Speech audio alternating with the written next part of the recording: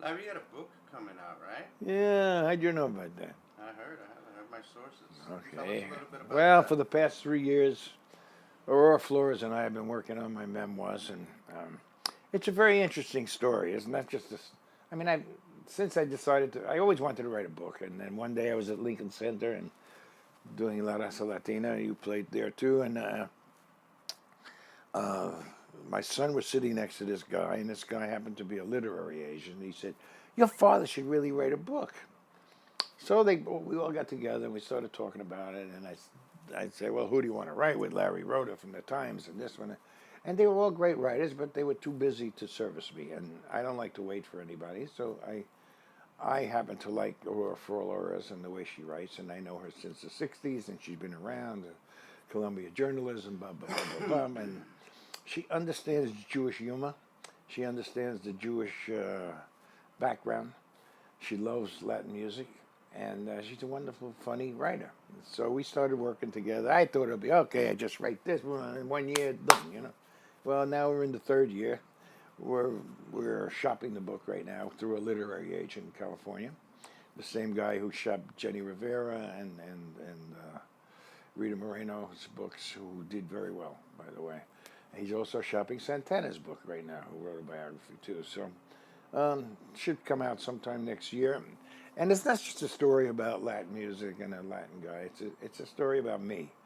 Uh, Growing up, with my Jewish roots, when Brooklyn was farmland, I'm an old dude. I'm 75 right now, and can hope to continue at least another 25 years. So we'll try and do that.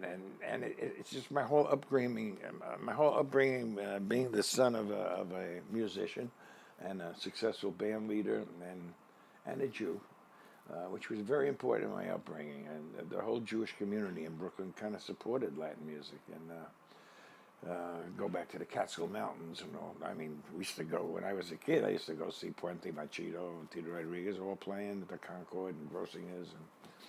And I learned how to dance, and I learned how to hold a girl in my arms for the first time. And it was very romantic music because most of the jitterbug and all those, the Lindy Hop, were where you danced apart. You really didn't dance close. And Latin music was touching and feeling and holding and lots of African rhythms to make your feet go.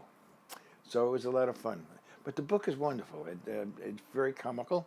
It's a tell-all on the Fania guys, and I leave nothing out. And I don't withhold anything. I tell the truth, whether you like it or not. It's my opinion. You don't have to believe me, But it was quite a trip, and it's still going on right now. Not as much as it did in the '70s and '80s, but I still make a living. I still see the world. I'm leaving for Japan the end of January, so we have a good time. Now, how else would I have gone to Japan?